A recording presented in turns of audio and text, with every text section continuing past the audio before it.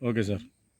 Sir మాట్లాడింది ఏంటంటే నా పేరు రేవతి. నేను శ్రీకాకుళం జిల్లా ప్రకృతి వ్యవసాయం విభాగంలో డిపిఎంగా చేస్తున్నాను. నేను శ్రీకాకుళం జిల్లాలో మొత్తం 30 మండలాల్లో 68 యూనిట్ల కింద అంటే 336 గ్రామైక సంఘాలు, 225 గ్రామ పంచాయతీల్లో ఈ మన ప్రకృతి వ్యవసాయ కార్యకర్తలతో పనిచేయిస్తున్నాము.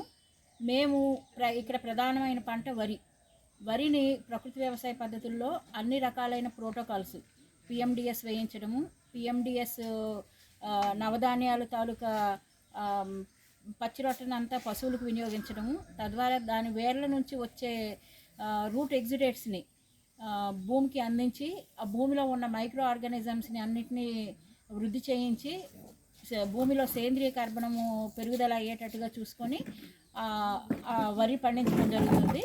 ఆ వరి కూడా అందరి క్యాడరు లైన్ సోయింగ్ వరుసల్లో ఒడవడము, లేదు వరుసల్లో ఒడవడం సాధ్యం కానప్పుడు వరి వేసుకున్న తర్వాత కాలిబాటలు తీసుకొని వేయటము, ఇలాంటి పద్ధతులు పాటిస్తున్నాము.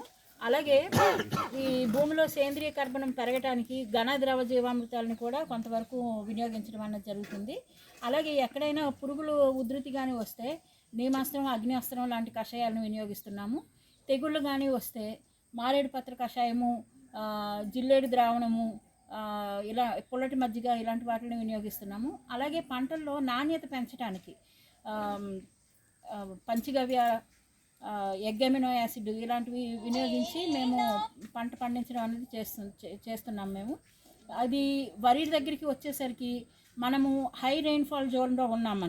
మన శ్రీకాకుళం జిల్లాకి మనకి కనీస వర్షపాతము 1000 mm 1000 mm వరకు ఉంటుంది. ఇలాంటి వర్షపాతం ఉన్న స్థితిలో వరిలో మోనోక్రాప్ ఒక్క పంటనే పెట్టగలము. అక్కడ బహుళ పంటలు సాధ్యం కాదు. కానీ రైతుకి ఎప్పుడు బహుళ పంటలు వేస్తేనే ఆదాయం అనేది వస్తుంది.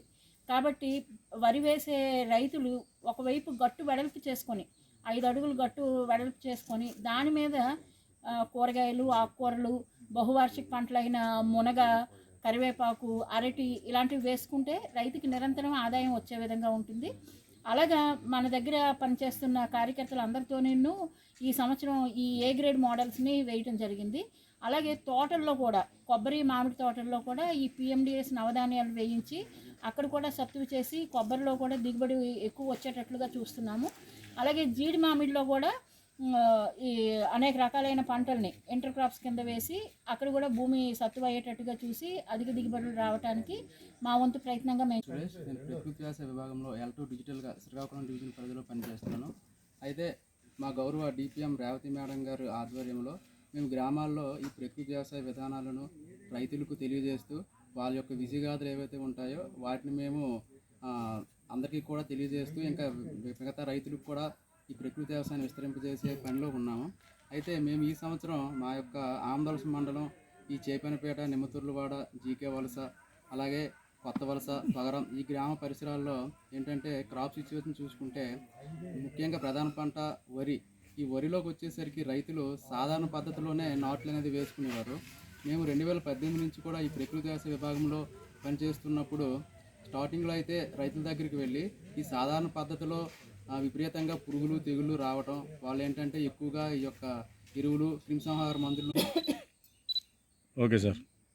సారు మాట్లాడింది ఏంటంటే మీరు స్టాల్లో పెట్టిన కానీ బయటికి పంపించినటువంటివి కూడా ఎరువులు వేసినవి కూడా అమ్ముతున్నారు. ఆ ఎరువులు వేయలేదని నమ్మకం ఎలాగొస్తుంది అంటారు. మేము బెల్లం పంపిస్తాం. మా బెల్లం 132 టెస్టులు వచ్చిన తర్వాత కదా టీటీడీ దేవస్థానం వాళ్ళు తీసుకున్నారు. ఆ టీటీడీ దేవస్థానం వాళ్ళు తీసుకున్న తర్వాతే కదా మిగతా కస్టమర్లు అందరూ ముందుకు వచ్చి కొనుక్కోగలిగారు. అది లేకపోతే అవ్వదు. అలాగే కూరగాయలు తీసుకుంటాము. కూరగాయలు ఒక తోటకూర లేకపోతే బీరకాయలు ఇవన్నీ పెడతాము. ఒకరోజు ఎరువులేయింది తినేటప్పుడు కూడా ఆ టేస్ట్లో మనకు తేడా వచ్చేస్తుంది. ఆటోమేటిక్ తేడా వచ్చేస్తుంది. ఆ ఉడికే విధానంలో తేడా వచ్చేస్తుంది. ఆ వాసనలో తేడా వచ్చేస్తుంది. మనము మామూలుగా నార్మల్గా మనం దేశీ రకం పప్పు వండితే ఆ వాసన 10 ఇళ్ళకి వస్తుంది. ఈ హైబ్రిడ్ రకాల పప్పులు వండితే పక్క ఇంటికి రాదు. మరి టెస్టింగ్ చేయడానికి అందులో పెద్ద ఇది కాదు. తర్వాత ఈరోజు ప్రతి కూరగాయకు కూడా టెస్ట్ చేసి తీసుకునే